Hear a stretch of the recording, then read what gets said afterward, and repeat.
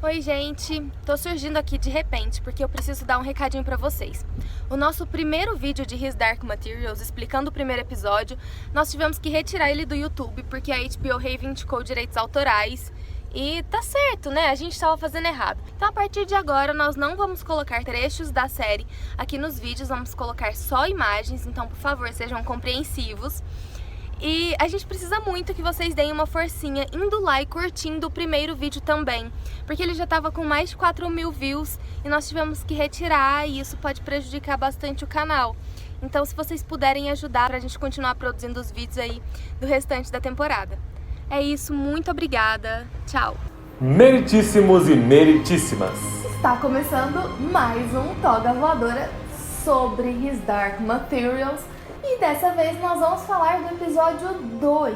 Para quem já acompanhou a nossa review do primeiro episódio na semana passada, sabe que eu e a Ju estamos aqui de universos diferentes entre Minas e São Paulo para destrinchar a nova série da HBO para vocês, explicando todos os conceitos, as referências dos livros e comentando as cenas do episódio. Então, clica aqui embaixo no botão compartilhar e envia esse vídeo para os grupos de WhatsApp e para os seus amigos que também estão curtindo a série. Não se esquece que você e seus amigos precisam se inscrever no canal e ativar o sininho para receber as notificações sempre que sair vídeo novo por aqui, hein? Mas não vamos perder muito tempo aqui hoje, porque tem muito o que ser dito sobre esse episódio que foi maravilhoso. O segundo episódio continuou aquilo que o primeiro nos entregou, que foi um texto bem fiel aos livros.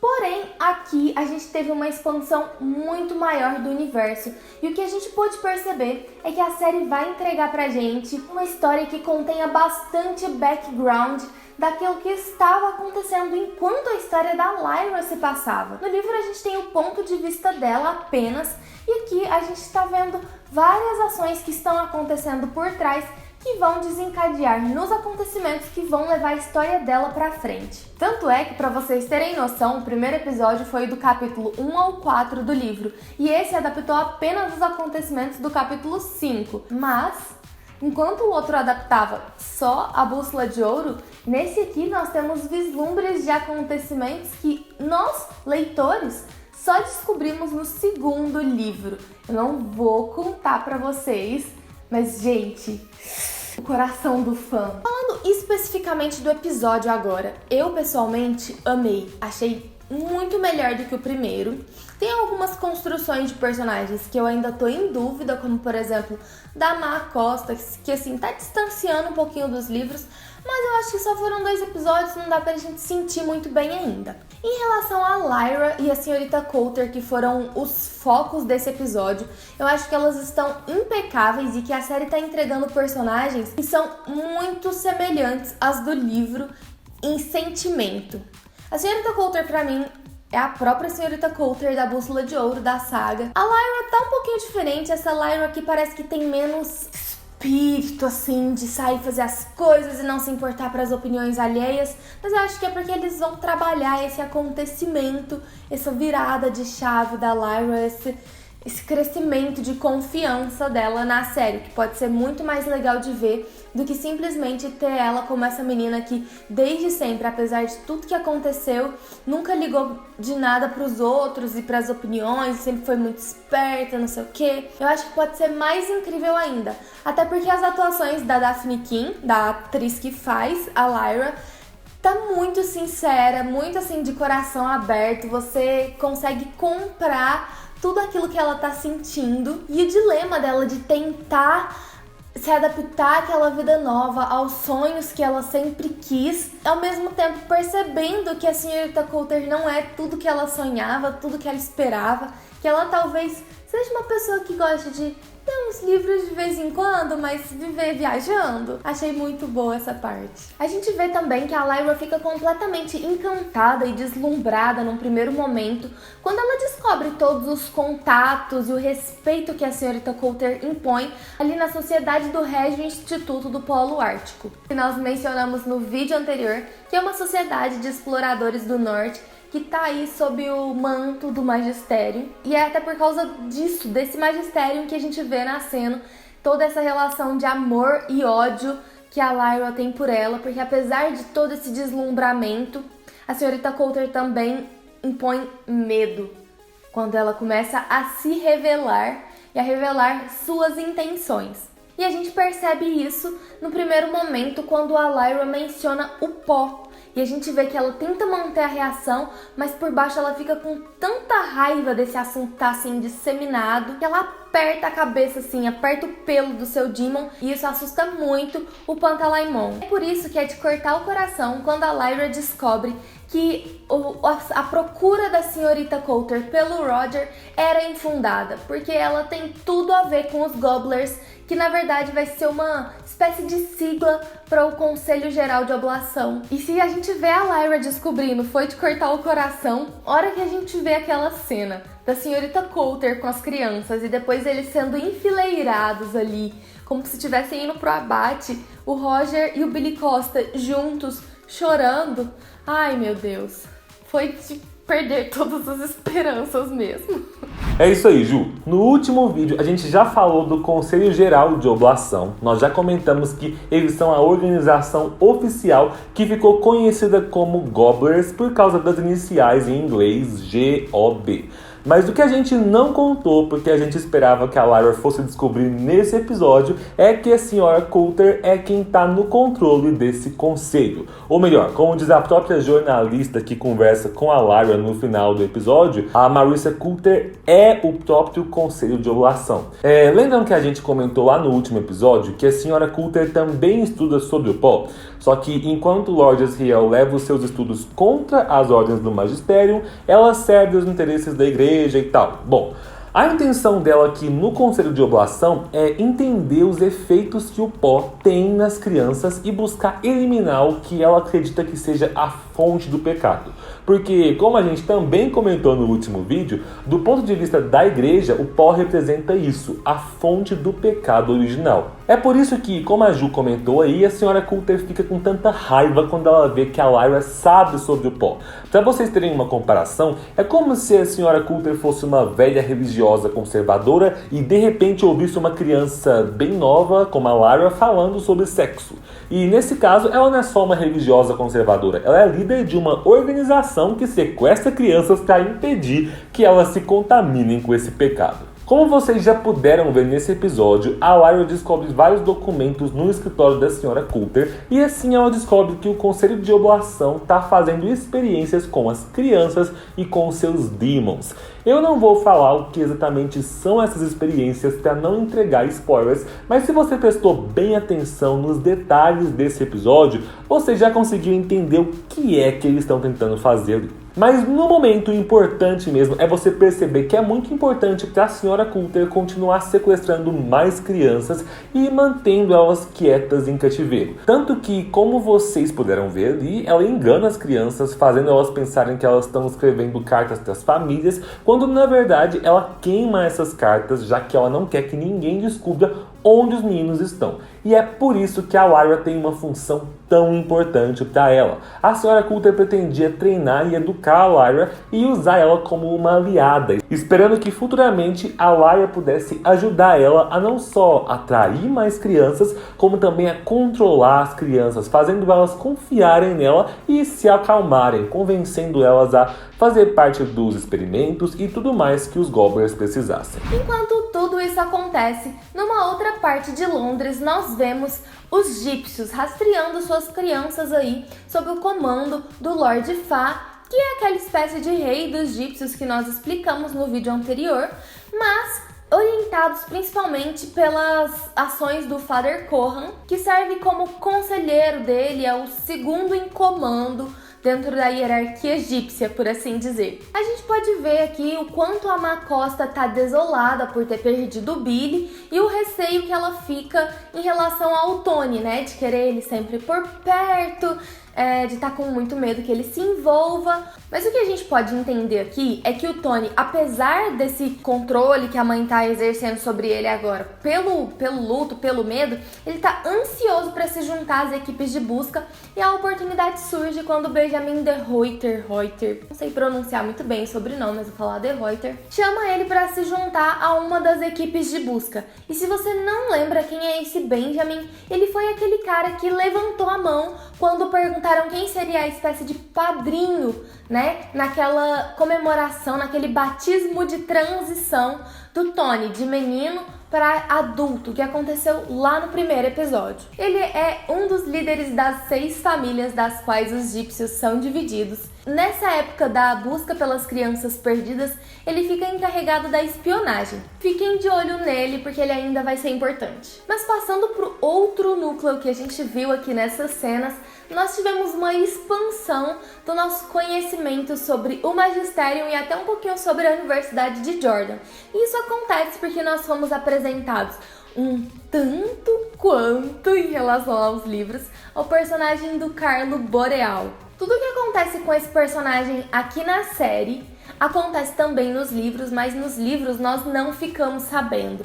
A gente só vai descobrir um pouco da história dele lá no 2º, 3º livro. O Felipe vai explicar um pouquinho mais sobre esse personagem, sobre quem é, né, esse personagem para vocês daqui a pouco. Mas antes disso, vamos comentar aqui aquela cena em que ele chega na Universidade de Oxford, lá na Jordan, e conversa com o reitor pedindo para ver a cabeça que o Lord Asriel levou no episódio anterior. Ele contesta, né, a posição da universidade em permitir as pesquisas do Lord Asriel, porque isso vai contra o que o Magisterium tá esperando, né, tá autorizando. E aí o reitor invoca o princípio do santuário escolástico que o Felipe explicou para vocês no vídeo anterior, mas a gente percebe aqui que não adianta de muita coisa. Quando o reitor se nega a mostrar para ele a cabeça do Stanislaw Grumman, ele vai atrás mesmo assim.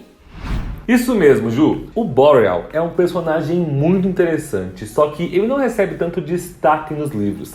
Principalmente no primeiro livro, em que ele aparece bem pouco. E é muito bom saber que a gente vai ter a história dele abordada mais a fundo ali, porque ele tem uma função importante no Tribunal Consistorial de Disciplina, sendo um dos lords ali que tem sempre que averiguar se as coisas estão andando conforme a igreja quer. Vocês estão lembrados das funções do tribunal, né, que eu expliquei no último episódio, que é controlar as heresias e os pecadores por aí, beleza? Bom, só que ele também é um membro do Conselho Geral de Oblação, ele trabalha junto com os Gobblers e há indícios no livro de que ele tem um relacionamento com a Senhora Coulter. E por relacionamento eu digo aqui no sentido sexual da palavra mesmo, né, que eles tenham ali uns rolos por trás dos panos. Uma coisa sobre o Lord Boreal é que, como nós vimos ali, ele é um dos membros do Tribunal Consistorial que não se importa se ele tiver que passar por cima de leis ou regras para conseguir o que ele precisa. E por isso ele invadiu a cripta da faculdade para ter acesso ao crânio do Stanislaw Grumman, que ele descobre que na verdade não é o Grumman, né? O Asriel estava mentindo e aquele crânio não pertencia ao Grumman. E, gente, quem raios afinal é esse Grumman? Novamente é um personagem sobre o qual não podemos revelar muita coisa para não dar spoilers da série, mas algumas coisas a gente já pode adiantar sem estragar a experiência de vocês. O Stanislaw Grumman possui 2 nomes na série, porque assim como o próprio Lord Boreal, ele também é um viajante entre os mundos e ele tem contatos estabelecidos nos 2 mundos, que são chamados ali na série de livros de Mundo de Lyra e Mundo de Will. A gente já explicou melhor sobre esses mundos lá no nosso vídeo explicando o universo da série. Na vida dele ali no mundo da Lyra, o Grumman se dedicou a explorar o norte e ele acabou se envolvendo com feiticeiras e sendo iniciado numa tribo de tártaros. Os tártaros são humanos nativos da Tartária, que fica na Ásia do mundo da Lyra. Eles são divididos em regimes e tribos, e pelo menos alguns desses grupos parecem ter uma cultura bem tribal mesmo. Como os tártaros são bem religiosos, eles possuem uma tradição milenar de trepanação. O que é trepanação? É fazer buracos no crânio, né? Esses buracos são feitos para que eles possam se comunicar com os deuses mais facilmente. E nos livros é através disso que o pessoal da Universidade de Jordan identifica aquele crânio ali como sendo do Stanislaw Grumman, né? Porque eles veem que o crânio tinha um buraco ali nele. Enfim, por enquanto, o importante de saber sobre o Grumman é isso, né? Ele tem relação com esses tártaros, com o xamanismo, ele entrou na Academia de Berlim e ele também contribuiu por um tempo ali na Universidade Jordan em Oxford. E agora que o Lord Boreal sabe que ele não morreu, ou pelo menos que aquele crânio ali não é dele, né? O Lord Boreal vai tentar encontrar ele lá no mundo de Will, que a gente tá chamando de mundo de Will aqui, porque é como os livros chamam, mas vai lembrar que o mundo de Will é o nosso mundo, gente. A Terra como nós conhecemos, onde a Apple, a Disney, o Facebook e o Google dominam o mundo. E, gente, essa cena deixou muitos fãs da saga surpresos, porque nos livros a gente não tem a revelação do nosso mundo ali na história, pelo menos até o segundo livro, que é A Faca Sutil.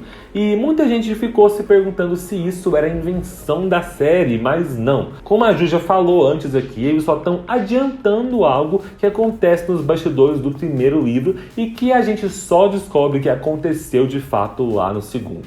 O Lord Boreal era um dos membros do tribunal, do Magisterium, que sabia que os universos paralelos existiam. Enquanto a igreja estava lá falando para todo mundo que só existe um único mundo, blá blá blá, criado por Deus e coisa e tal, alguns dos próprios funcionários do Magisterium, como o Boreal, estavam ali passeando o tempo todo de um mundo para o outro. E pelos livros nós sabemos que o Boreal tinha relações consolidadas do lado de cá. Ele tem inclusive um nome que ele usa no mundo de Will, que é Sir Charles Latrom. E ele tem uns contatinhos aí que ajudam ele nos seus afazeres entre mundos, como vimos ali no café dele com o Thomas, que está encarregado agora de ajudar ele a procurar o Stanislaw Grumman por aí. É muito importante então vocês entenderem que existem sim alguns portais que eles chamam de janelas para outros mundos, em locais específicos, tanto do mundo da Lyra quanto do mundo do Will, quanto para outros mundos também, inclusive. E que algumas pessoas do Magisterium, como o Lord Boreal, sabem da existência desses portais e buscam exercer controle sobre eles.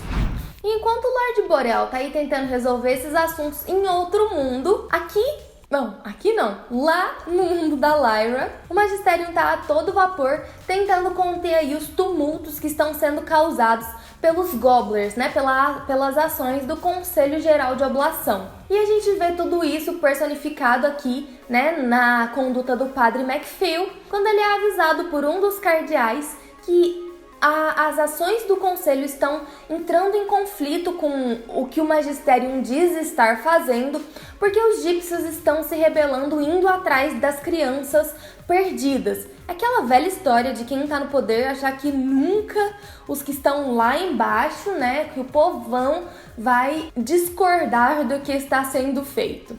Caso você tenha ficado aí meio perdido se perguntando quem que é esse Padre MacPhail, que ele apareceu no episódio anterior, apareceu aqui agora, ele é o presidente do Tribunal Consistorial de Disciplina que a gente explicou no vídeo anterior. Ou seja, se as coisas saírem do controle e der tudo errado, ele quem leva a culpa. Além disso, tem um detalhezinho aqui, que o Padre MacPhail foi o padre mais jovem nomeado como presidente de algum dos conselhos do magistério.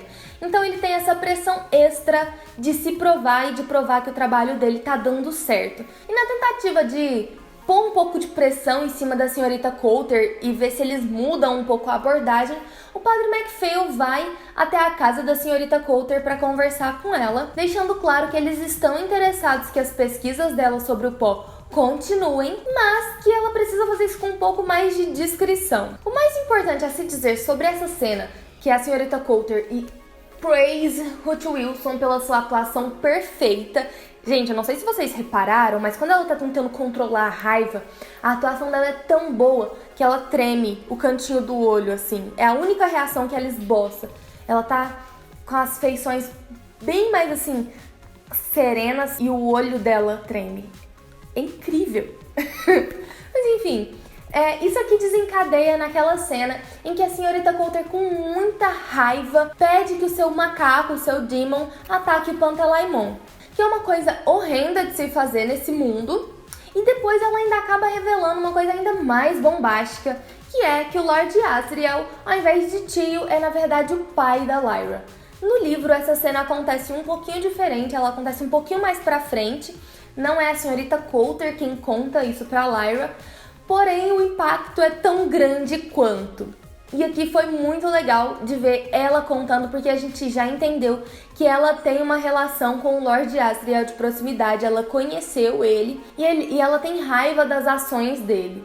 A verdade, então, é que a Lyra não é filha de nenhum conde ou condessa. E a gente, enquanto leitor e agora espectador da série, fica se perguntando, uma pergunta antiga já nesse fandom, se esse conde e essa condessa já existiram. Ou se o Lord Asriel simplesmente criou isso na cabeça dele pra ficar melhor na história, né? Pra não parecer que o filho era dele e ele tava entregando pra não cuidar. E isso, lógico, na tentativa de não criar um vínculo com a Lyra e não se apegar, porque você pensar que você é tio já distancia um pouco a relação de vocês. E novamente, esse aqui foi um ponto em que eu acho que as atuações da Daphne King me conquistaram, né? Eu senti o peso dela, tipo, meu Deus, agora meu mundo virou de cabeça pra baixo, tudo que eu acreditava é mentira, né? Que foi quando ela descobriu sobre o pai dela. Fica ainda melhor porque não parou por aqui. A gente viu que já tinha gente de olho na Lyra para revelar mais informações bombásticas que o Felipe vai contar para vocês agora. É isso aí, como nós podemos ver, a Lyra não estava passando despercebida ali no coquetel da Sra. Coulter. Muita gente estava de olho nela, já que rolava fofocas aí de que a menina era filha do Lord Asriel e de que a Sra. Coulter tinha uma intenção especial para ela no Conselho Geral de Oblação. Nós somos apresentados a jornalista Adele Starminster, que existe nos livros e é uma repórter investigativa que tenta fazer um trabalho meio que para expor alguns podres do magistério. Inclusive, o motivo pelo qual ela está ali naquela festa é para tentar descobrir mais sobre os planos da Sra. Coulter, revelações do Conselho de Oblação ou então do Tribunal Consistorial. E é por isso que ela vê na Lyra uma potencial fonte de informações e acaba revelando ali para ela a grande informação de que a Sra. Coulter é a líder desse conselho, ou seja, a comandante dos Gobblers, dos quais a Lyra tanto ouviu falar. Bom, no livro, o que nós sabemos dela é que nesse dia da festa ela foi interrompida pela Sra. Coulter e expulsa da festa. Mas ali na série nós tivemos ela sendo levada pelo Boreal, o que já dá um frio na espinha, porque você ser levado por um membro do Tribunal Consistorial de Disciplina é tipo assim, você ser levado pela polícia numa ditadura militar. Então, assim, assustador.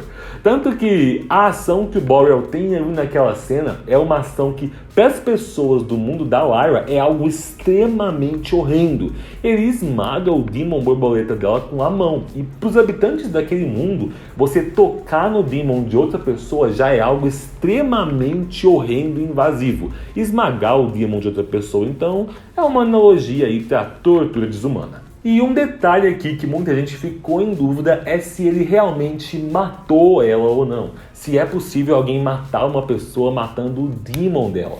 Bom, gente, se nós fôssemos seguir o que nós temos do livro, né? Se ela e o Demon tivessem morrido, nós veríamos o Demon se transformando em pó, porque os Demons eles não são totalmente corpóreos. Os corpos deles desaparecem quando o humano morre, né? E viram pó. Então, como depois que o Lord Boreal abre a mão, a borboleta continua ali, a gente pode entender que a Adele não morreu, que ele apenas conseguiu fazer com que ela desmaiasse. Mas como a gente não pode ter certeza ainda de que a série vai respeitar 100% a mitologia dos livros, resta então a gente esperar aí os próximos episódios para ver se isso vai ser revelado ou não. O importante aqui é que enquanto tudo isso acontecia, a Lyra muito sabiamente fugiu da casa da Sra. Coulter e saiu correndo ali pelas ruas de Londres, agora que ela sabe a grande verdade sobre a mulher. Por fim, nas últimas cenas do episódio, a gente vê os Gobblers levando as crianças ali, organizando, né, para levar as crianças pro norte. Eles falam para eles que eles vão para um lugar melhor e mais divertido, mas as crianças já estão todas com vontade de ir para casa, com saudade de suas mães. E é lógico que o instinto delas diz que eles não vão para um lugar bom assim. E é por isso que a gente vê aquela cena triste dos meninos enfileirados, o Roger e o Billy Costa se dando suporte ali, mas chorando. É de partir o coração. Fiquei com muita dó. E ao mesmo tempo, a gente vê do outro lado de Londres a Lyra fugindo da casa da senhorita Coulter, no meio da noite, assim, com frio, sozinha, mas o Pantalaimon, e ela encosta pra dormir e vê o tal do Demon de raposa, que está diretamente ligado com os boatos sobre como os Gobblers pegam as crianças, e quando ela tá ali se preparando pra ver o que tá acontecendo, pra investigar, ela é pega. E isso indica que ela vai ser levada pelos Gobblers e assim ela vai encontrar com o Roger, certo? Não sei, não posso dar spoilers. Vocês vão ter que conferir no episódio da semana que vem e depois aqui no nosso vídeo explicando detalhadamente novamente. E tanto de gente. Gente, se vocês gostaram desse vídeo, deixem os comentários aqui embaixo daquilo que foi mais legal pra vocês na série, aquilo que vocês estão mais empolgados pra ver. Se esses vídeos estão sendo legais, se a gente tá conseguindo explicar o universo pra vocês. E não se esqueçam de curtir, se inscrever, etc, etc, etc. Até semana que vem. Obrigado pela companhia, um beijo e tchau.